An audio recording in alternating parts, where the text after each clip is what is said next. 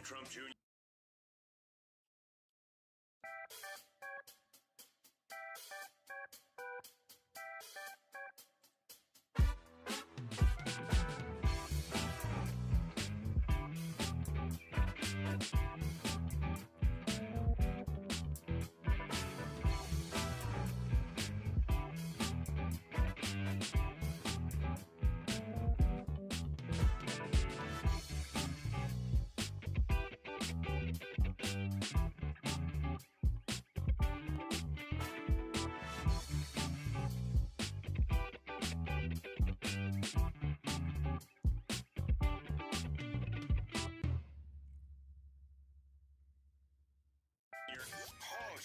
Hey everybody, I want y'all to check out a fellow Marines podcast. My name is Ted Nugent, and I got a call from my buddy Ryan F. Samuels, and he wants me to tell you that he's a working hard, playing all-American son of a who is celebrating God, family, country.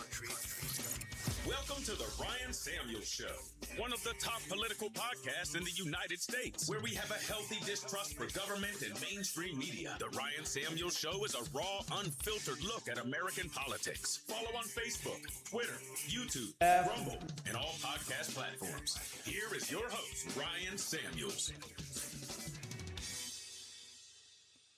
Good evening, America. Welcome to another episode of the Ryan Samuels Show. Tonight, we have the memorial service of Lindsey Graham, the eulogy by Donald Trump, and by J.D. Vance, along with Sean Hannity. Was a wonderful tribute. They did our country proud. Regardless of what you think of Lindsey Graham, the guy did serve our country for 30 plus years between the military and the Senate. Don't forget that you can call into the show 561-786-2916 at any time. Express your concerns to me or about the show. Love to hear from you. Don't forget to go to ryanfsamuels.com/news. Check out the blog. Don't miss out. We're also going to talk about how the Trump administration today filed a motion for the Supreme Court to hear the mail-in ballot case of whether or not the federal government can restrict them and to what point. That's going to be great. Don't go anywhere. We will be right back.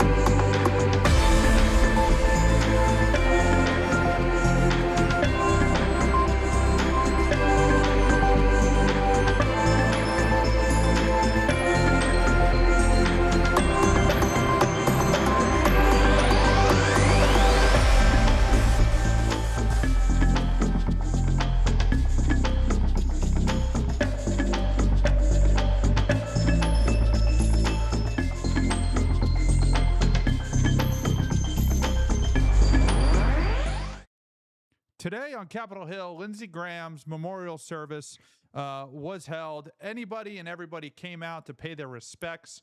He was kind of a young guy for a sitting senator to pass away. I believe he was 71 or 73. Nobody really knows his medical history. Apparently, maybe he might have had some cardiac issues, but he has passed away and is no longer with us, as they say. Donald Trump gave a eulogy that's kind of being scrutinized a little bit, maybe not totally, but let's listen to it and judge for ourselves. Yet, while he was always quick to laugh and no one ever doubted the gravity of his mission, above all, Lindsey Graham believed in a strong America. He wanted a strong America. He had unwavering faith in the righteousness of American power and prayer. And he was extremely hawkish. I will tell you, he never saw a war that he didn't like. Only his true friends would understand that, but he wanted it for the good of our country. He felt in his bones that our destiny is to win and that his job was to do everything he could to ensure our enemies would lose.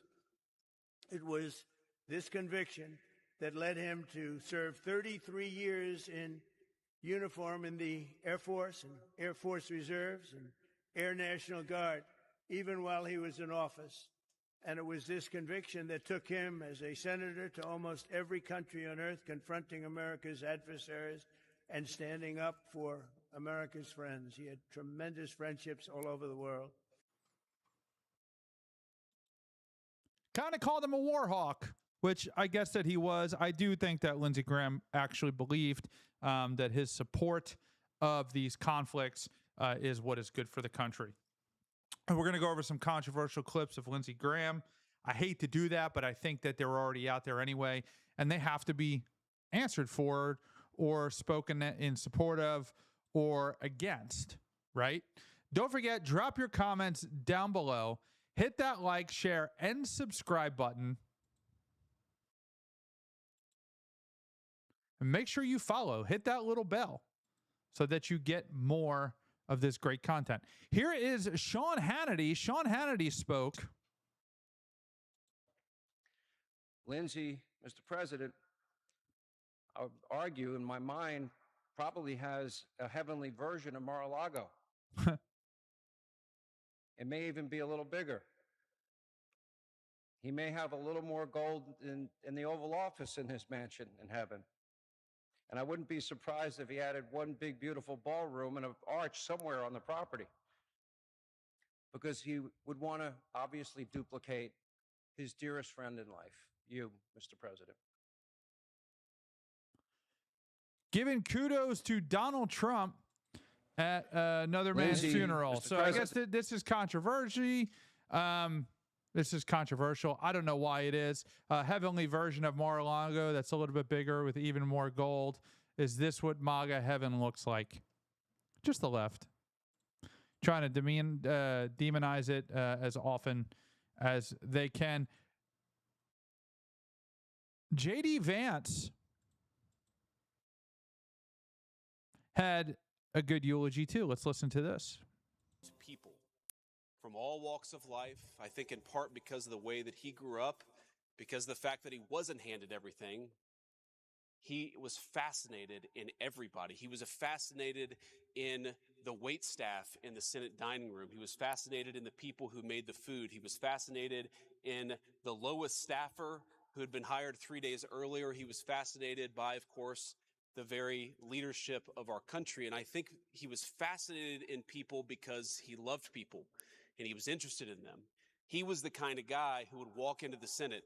And when he walked into the Senate, this was a guy who couldn't have stood more than 5'6" or 5'7", but he'd swashbuckle in with his jacket open like he was 6'5". He had an attitude to him. And it's one of the reasons why Lindsey Graham was Lindsey Graham. But he would walk into the United States Senate and he would slap you on the back. He would greet the person who served his food. He treated everybody the same because he was fascinated and he loved every single person in this chamber. And that's a great testament to the man. These eulogies were like 45 minutes, 15 minutes, 20 minutes. We don't have time to listen to all of them. So we're just listening to little tidbits from here and there. Here is Donald Trump pulling out a Tic Tac and giving it to J.D. Vance. Of course, this is the scandal of the century. Here's the clip.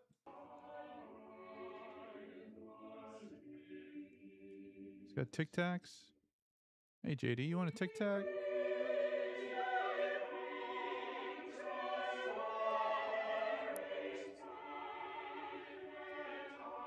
And he's eating the Tic Tac, and this will be, he's taking pills from a Tic Tac bottle because his legs are swelling. That's what's happening. Don't trust the MAGA news media. He's taking his medication. And he's having more. Scandal of the century.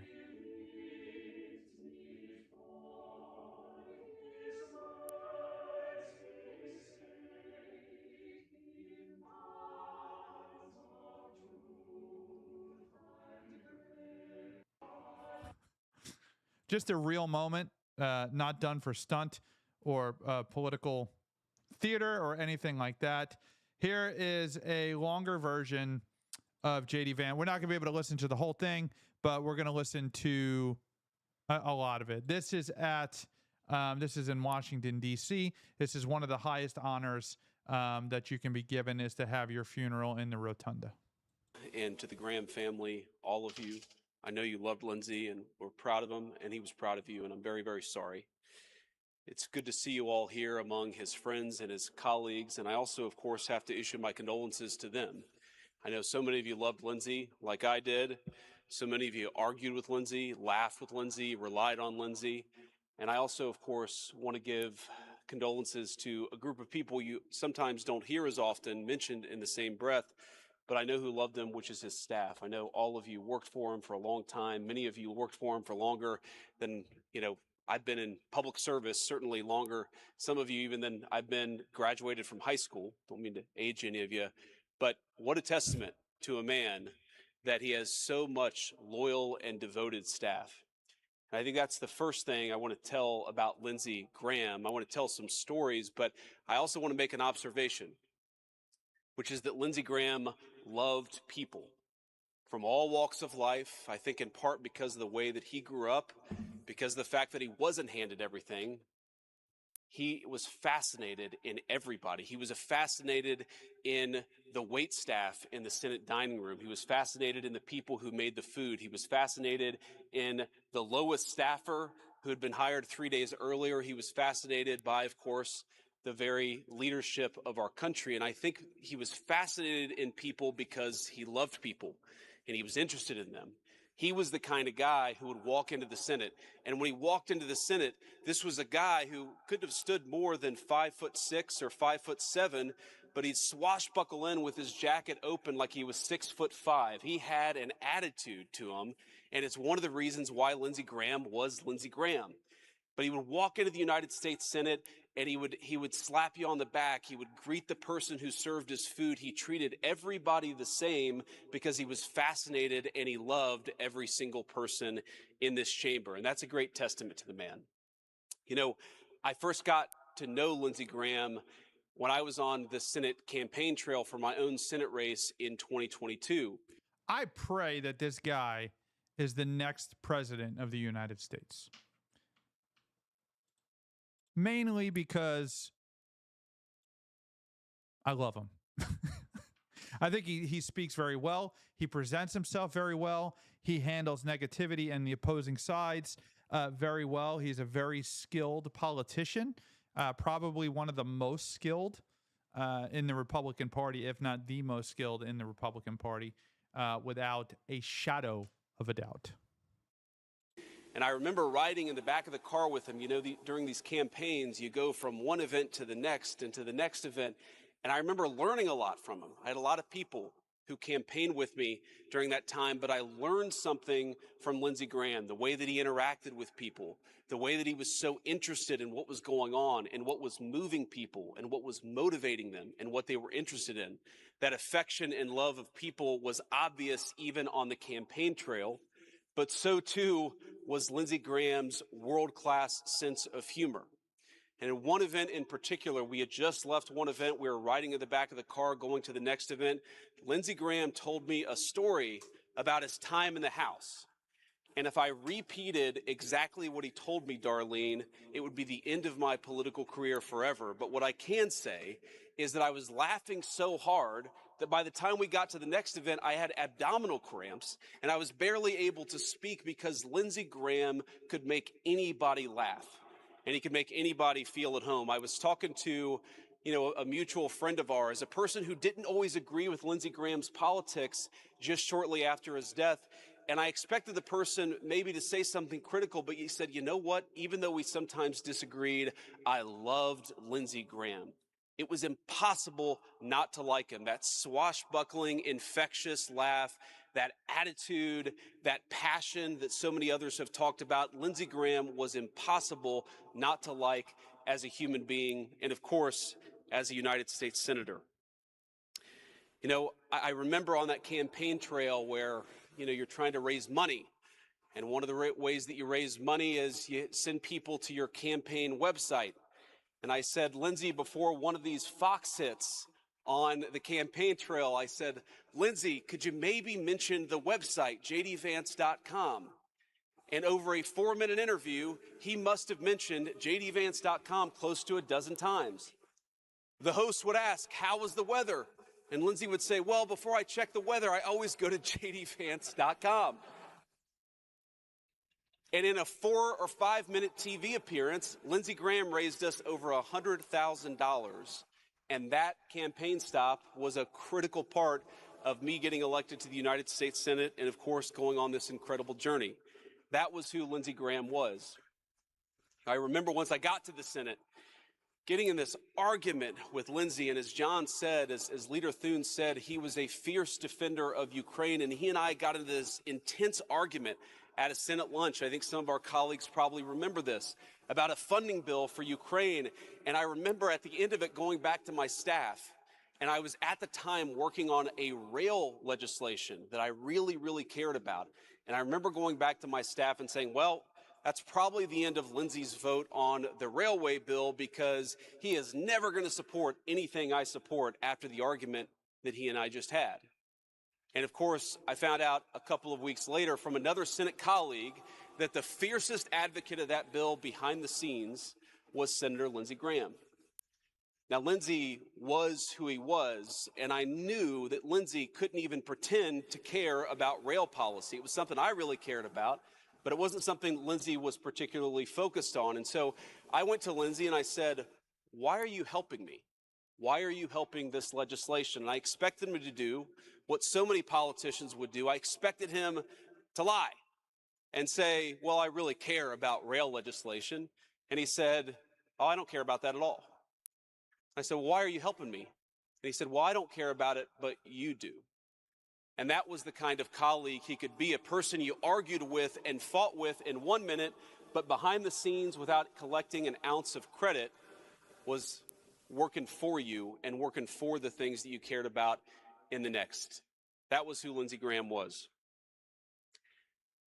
You know, before I knew Lindsey, one of the most enduring parts of his legacy is I do believe that Justice Kavanaugh would not be on the Supreme Court were it not for his fierce advocacy during a critical moment. Remember that Senate confirmation hearing where Lindsey, and by the way, he got criticism from the Republican side of the aisle for this. He would always vote for qualified Democrat judicial nominations. He came to the judicial nomination process in a spirit of bipartisanship. Again, he was criticized sometimes from our side of the aisle for that. But what he saw happening to Kavanaugh was not a policy disagreement, it was character assassination. And Lindsey got as fiery and as passionate as I have ever seen a human being get during a judicial confirmation, and I believe that he saved that nomination. Now, that moment, of course, went viral, but Lindsey didn't do it for social media clicks. He did it to do something at the very highest part of the Senate, which was to persuade his colleagues. He's very well respected across the board, which is why there's not too much scrutiny about him. Although there is some scrutiny because, as Donald Trump said in his eulogy, he was a war hawk. He was a fierce defender of Ukraine, according to J.D. Vance, which I don't know how you could be or how that necessarily it's great for the United States, what's going on in Ukraine. There's an old video surfacing of Lindsey Graham on the phone with Benjamin Netanyahu saying that basically he's going to lobby for Israel to the president. This is precisely how politics works. No matter who it is, no matter who the country is, no matter who the person is they rally around politicians to get laws passed to benefit them. Russia does it to us. China does it to us. Great Britain does it to us. Corporations do it to us. Maxwell House does it to us. Nike Coca-Cola. I mean, you name it, this is what happens. Agree with it or not, right? I don't necessarily agree with it. I don't think that foreign nations should be lobbying our politicians for their own interests. And I don't think our politicians should be going to bat for other nations. But this is the video. Now, he knows he's being videotaped. This is on CNN. They're documenting his day. Let's just listen to it, see how bad it is. Do you have it on speaker, Ryan? Yep, we're good. Okay. All right. Connecting you now. Yeah. Hello. Hey, baby, Lindsey. Hey, Lindsey. How are you? I couldn't. I'm just so impressed. Glad to be your friend. I'm glad you are my friend. I'm going to meet with the president this weekend. I'm going down to Doral. I'm going to try to get him to join with y'all in Lebanon to maybe fly some with you.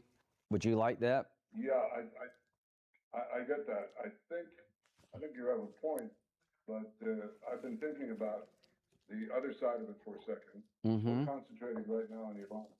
If we tell Hezbollah that we're going all the way, we threaten them, but if we actually do it, Okay. then they have no reason not to go all the way against us.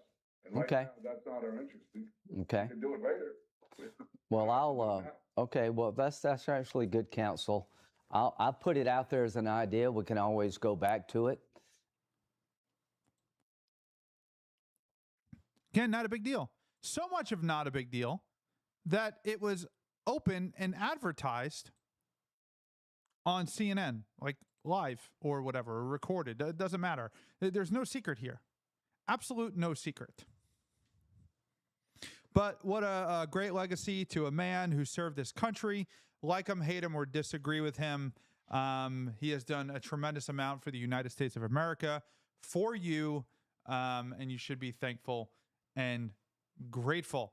Now, the next topic for tonight's discussion is the Trump administration has drafted an order requesting the Supreme Court to take a look at Donald Trump's mail-in ballot situation. So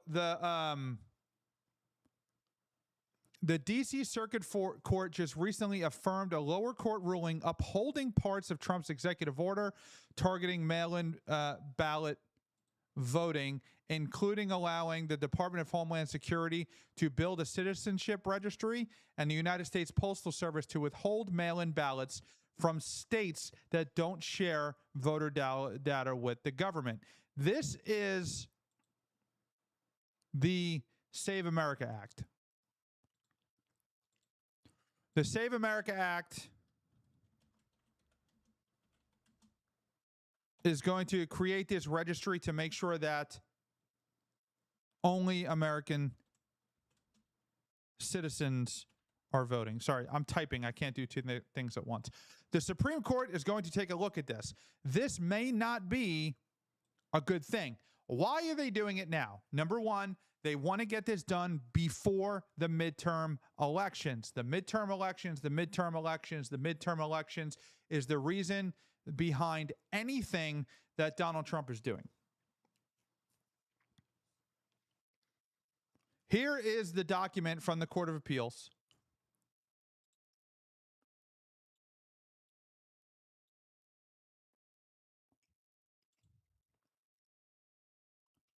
Donald J. Trump, in his official capacity as President of the United States, appeal from the United States District Court from the District of Columbia. This appeal was considered, and the record from the United States District Court for the District of Columbia and the briefs of the parties.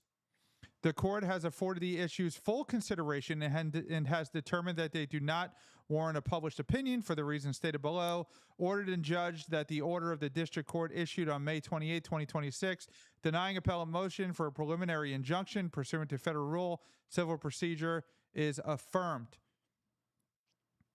On March 31st, 2026, President Donald J. Trump issued executive order number 14,399,991, Federal Regulation 17,125, April 3rd, 2026. The executive order directs the Department of Homeland Security, the United States Postal Service, and other agencies to begin developing new rules and procedures for mail-in voting in the upcoming midterm and future elections.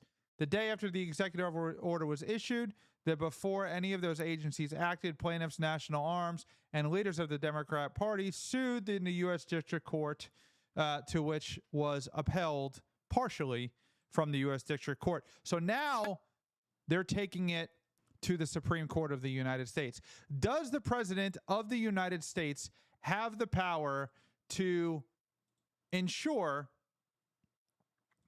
that states comply with ensuring people vote in federal elections? This is why the Supreme Court exists, to make these decisions, not you or me. Voting, you should have to prove who you are before you cast your ballot. You should have to prove that you are who you are before you cast your ballot. I have to prove who I am if I want to buy beer, even though I don't drink, or a cigarette, or even vapes, along with many other things. I have to prove who I am when I go to the DMV to register my vehicle or renew my license or purchase a firearm or get a city permit to build something on my property. I have to prove who my son is when I register him for baseball or Little League. This is a very simple issue that should not be challenged at all. Democrats should be in agreement with this, and there's only one reason that they are not, and we all know what that reason is. It's the C word. Now, how is the Supreme Court going to rule? You never will you predict it.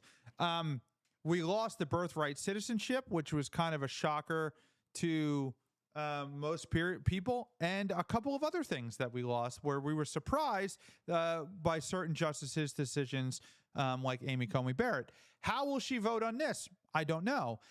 She voted on in the last Supreme Court case. She voted that basically mail-in ballots can come in whenever. That you don't have to have Election Day as one single day. That mail-in ballots can come in indefinitely.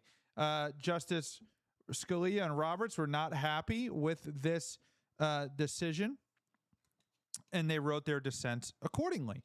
So you never know going to know how she's going to vote, but it is imperative that this gets handled at the Supreme Court level once and for all. Secure elections are extremely important.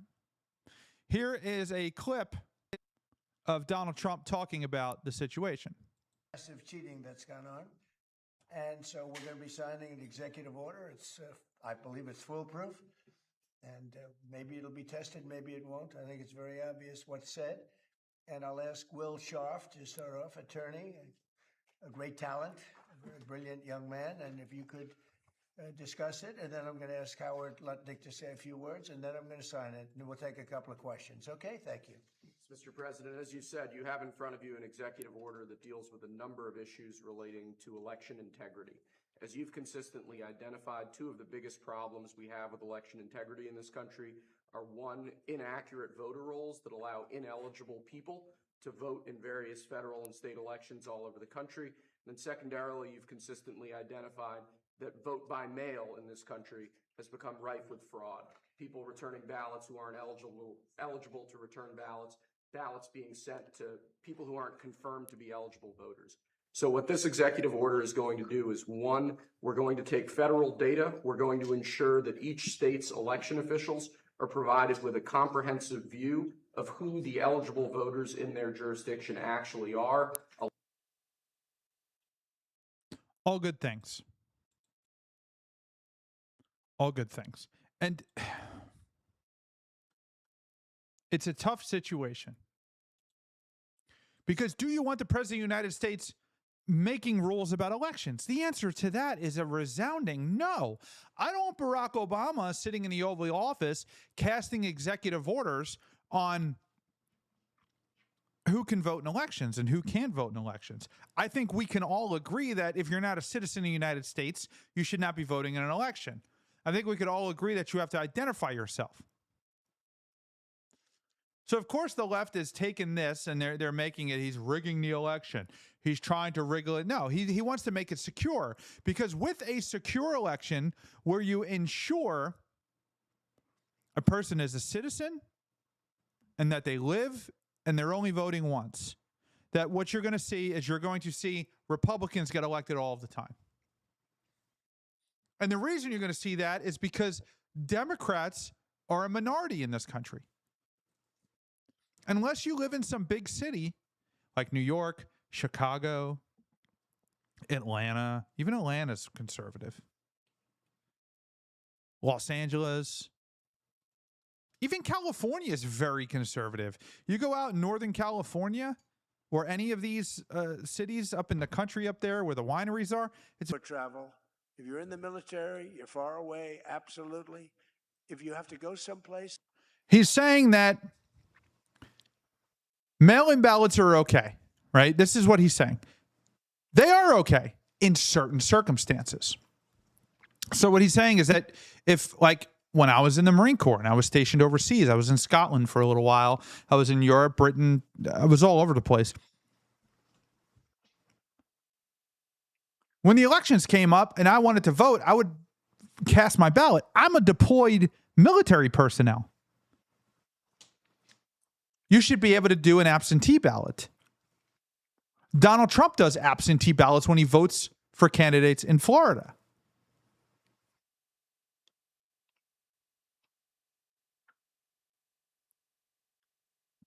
If you're injured or in the hospital, if you're homebound and disabled, Republicans are not trying to stop those ballots. They're trying to stop the massive widespread of everybody gets a mail-in ballot.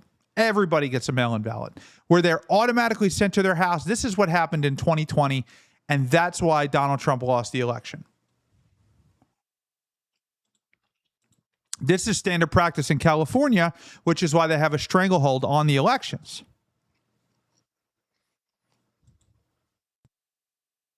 Absolutely. Ballots have proven to be a disaster. We're the only. They are. He's right. He's not wrong when he says mail-in ballots are a disaster.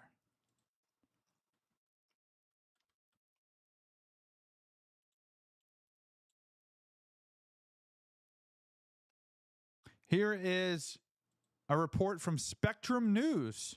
Let's hope the volume is better on this one. The Trump administration filed an emergency request with the Supreme Court late Monday, asking it to lift a lower court ruling that blocked large parts of President Donald Trump's executive order on mail-in voting from taking effect. Democratic officials in 23 states and the District of Columbia sued to stop the executive order. They said it violates the Constitution, which gives states power over how their elections are run in the absence of action by Congress. The Democratic officials also said issuing new rules restricting mail-in voting so close to the election was not practical. Some states have already printed up their ballots. So if we've got now to change our ballots because the post office says we have to have this new way of doing it. I don't care. I don't care. If you've already printed off your ballots, who cares?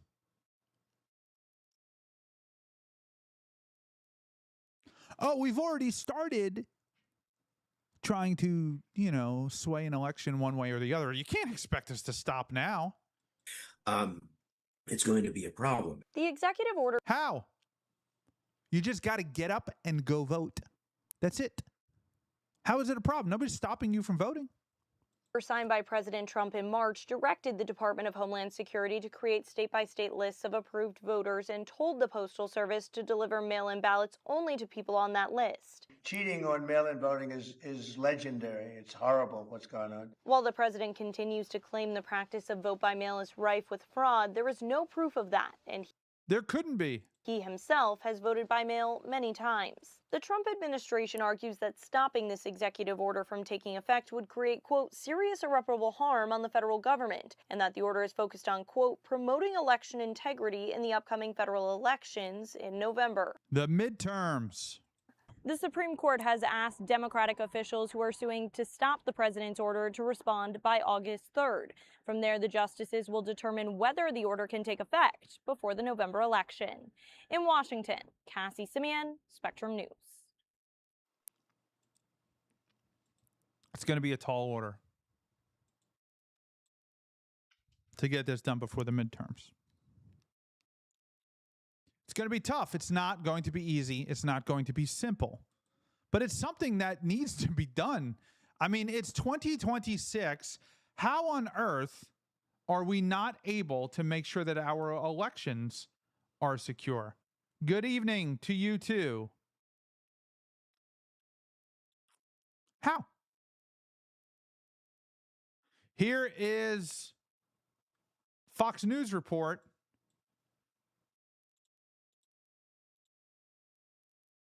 Let's welcome back to the show former George Mason University constitutional law professor Horace Cooper.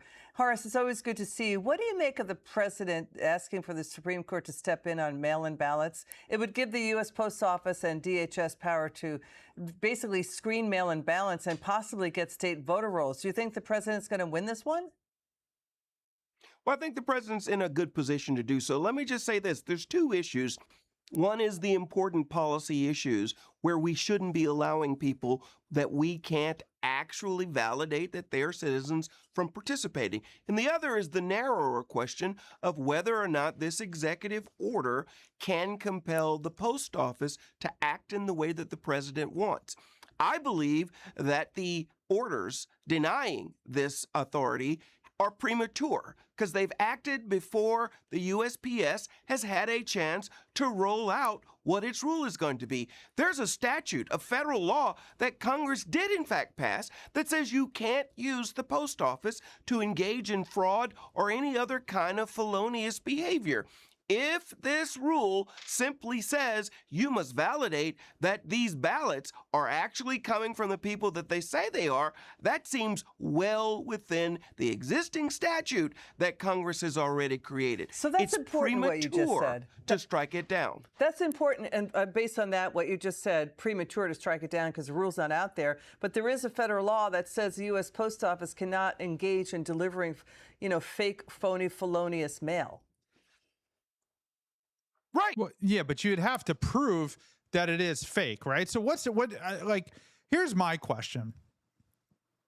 How does the post office know which ballots are legitimate absentee ballots and which ones are just being manufactured or redistributed or everybody's getting one, right?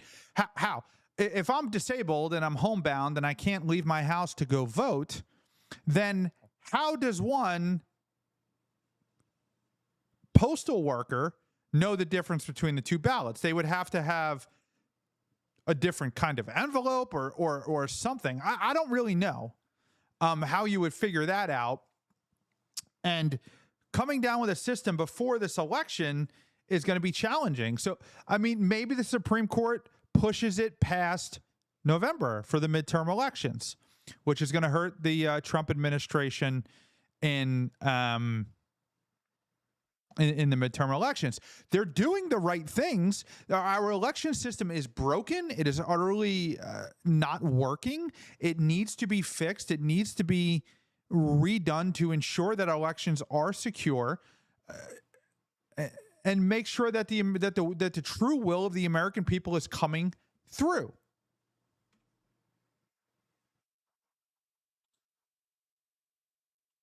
Any kind. You can't put your drugs in it that are illicit. You can't use it to run a Ponzi scheme. And you can't make fake communications that you send.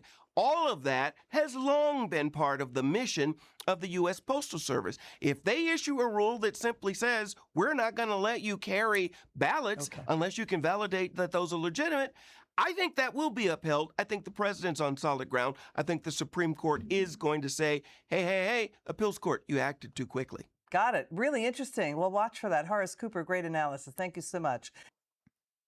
They need to just pass the Save America Act and be done with it. And you won't have really any argument anymore.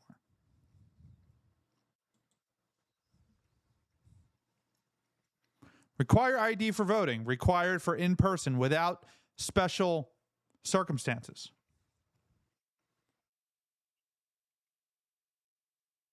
How hard is it to go vote? Make sure everyone's like, oh, well, I have to work, so I can't vote. Okay, well, then it's election day. It's a holiday. Go vote. Department of Labor, Make sure that employers make people go vote or allow people time to go vote. You get 2 hours to go vote on election day. Make sure polls are open until 10 o'clock at night. Like, you can go vote. There's no reason you can't go vote.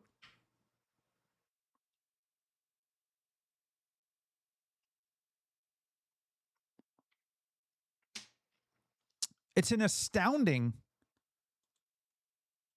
simply astounding, simplistic problem. Here is the Arizona Secretary of State. He posted this today on X. The DOJ has now officially asked the Supreme Court to lift the block on Trump executive order aimed to kill voting by mail. Our Constitution gives states the power to run elections. As long as I am Secretary of State, I'm going to uphold the law and protect your ability to vote by mail. First of all, this dude doesn't even have his name on his Twitter page. He has less followers than a mashed potato.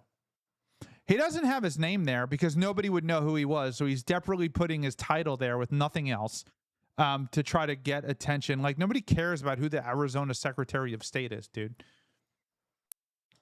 Hi, my name is Philip Randolph, and I am the lead dishwasher here at Tijuana Flats. And it just says dishwasher, Tijuana Flats. Here he is. Just look at this guy. Hey, folks. First of all, he's got stains all over his shirt. Wearing a polo shirt with a t-shirt underneath it to hide his man boobs. Adrian Fontes here. Listen, in another attempt. Oh, he said his name.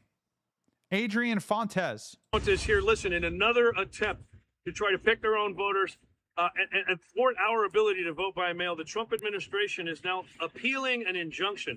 That means they're going to try to put those Postal Service rules in effect that stop you from being able to vote by mail. 85% of Arizona likes to vote by mail. And 85% of Arizona supports voter ID. Gallup poll just came out a couple months ago. 85% of Arizona supports voter ID. I think you got your statistics mixed up there, Adrian. If 85% of your votes are coming from mail-in ballots, your elections are not secure. Period, full stop, end of discussion. If 85% of all people who vote did not walk into a place and cast their ballot, there is substantial fraud happening. That is a mathematical anomaly. All of Washington, all of Oregon. And if this goes through, we're all going to have to change that. This close, less than 100 days from the election, this is a federal takeover of a constitutional duty that the states have, not the White House. And as long as I'm the Secretary of State, I'm going to protect the rule of law in the Constitution, and I'm going to protect your right to vote by mail. You don't have a right to vote by mail. You have a right to vote. You have a right to vote, like, without a doubt.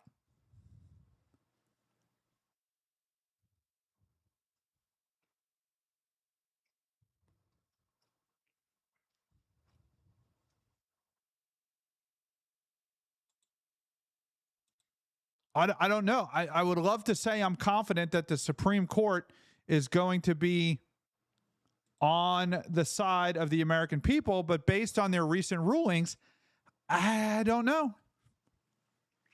It could go either way. There is a strong possibility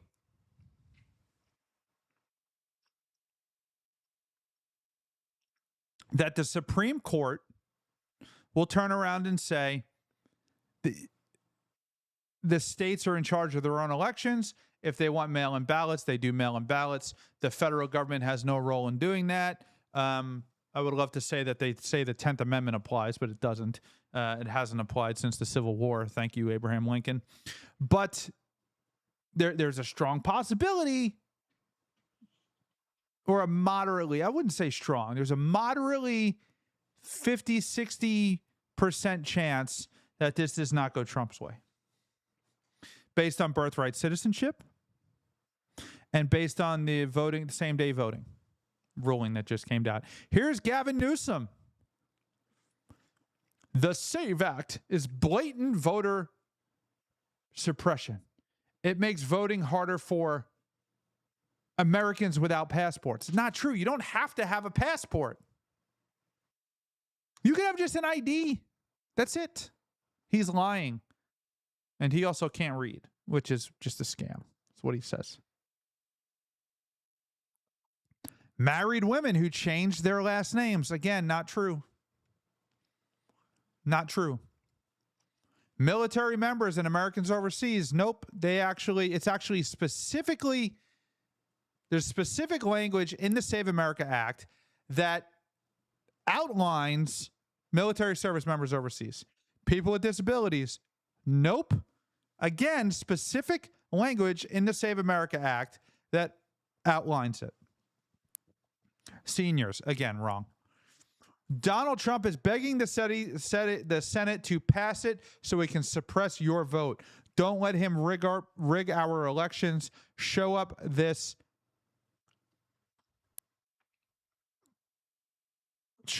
November. I love this whole thing. Then in the end, Gavin Newsom asks you to show up to vote, not to mail in a ballot. Here's one of the response. This is from Arizona Patriot. It says, when valid IDs are required, driving, boarding an airplane, purchasing a car, getting a car registration, renting a car, boat, jet ski, or anything else, buying insurance, buying train tickets, obtaining a passport, picking up mail from FedEx, UPS, post office, renting tools, furniture, equipment, visiting a doctor's office, hospital, getting outpatient testing, donating blood, getting a prescription, buying certain OTC over-the-counter cold medications and products like nail polish remover, applying for a job, applying for school, applying for a professional license, getting married, check out a book from the library, joining the military, adopting a child, transacting with a bank, sending a wire transfer, applying for online banking, applying for store credit, establishing a utilities account, water, light, electric, cable, gas, etc., cashing a check, getting a credit card, opening a retirement account, applying for a mortgage, buying a house, applying for apartment rentals, renting a hotel room, buying a cell phone, going to court, entering any federal building, getting a business license, getting a state ID, cashing in a large lottery ticket win, obtaining Medicare, Medicaid, applying for food stamps, applying for welfare, applying for unemployment, applying for Social Security services, applying for Section 8 housing, applying for H-1B visa or green card, holding a rally or protest, buying a firearm, adopting a pet, applying for a hunting license, applying for a fishing license, joining a gym, using pawn shops, buying American tickets to amusement parks, annual tickets to amusement parks, entering nightclubs, volunteering at nonprofit organizations, voting in a union election, buying cigarettes, liquor, visiting a casino, buying an M-rated video game, going to jail. Participate in outdoor activities like skydiving, bungee jumping, participating in any political event when IDs are not required, voting. Interesting take, Gavin. Democrats love to brag about how their voters are more educated than Republicans, but then also claim their voters aren't smart enough to get an ID to vote. Which one is it? I love how Gavin Newsom just gets completely freaking roasted in these polls.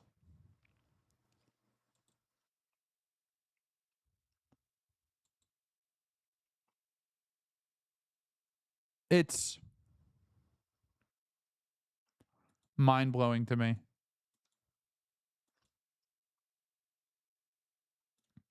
How voting can possibly be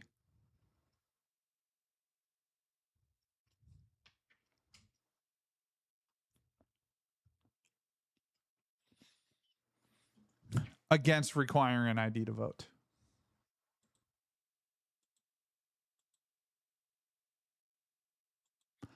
Don't forget to hit that like, share, and subscribe button. Visit RyanFSamuels.com. Sign up for the news section. Make sure you follow. Get alerts hit that little bell icon, get alerts for when we go live. There are times that we go live and it's not our scheduled time at 9 p.m. because there's some major event that happened and we're going to cover it. So make sure you hit that alert button. Visit the podcast on Apple. Leave a 5-star review if you like the show. If you don't like the show, leave a 1-star review. I'm sure you like the show, though. That's why you're here. Thank you for tuning in. We're grateful to have you here. I'm thankful. My family is grateful. And I hope to see you again. We are live Monday through Friday at 9 p.m. Eastern Standard Time. My software is working again tonight. Last night, interesting fact, we had to go live on Rumble Studio because my software was breaking. And then I logged in today and my software is working perfectly fine. It's got bipolar disorder. But when I went live with Rumble Studio, I had 10 times the amount of people I normally do. So that may be a permanent thing that we do, considering that I get like 0 viewers on Rumble. I used to have like thousands. And that might be the kicker of it. So thank you for tuning in. Don't forget, hit that like, share, and subscribe button. Make sure you hit it. Hit it now. What you waiting for? And we will see you tomorrow night. Thanks for tuning in to the Ryan Samuels Show. Don't forget to like, share, and subscribe.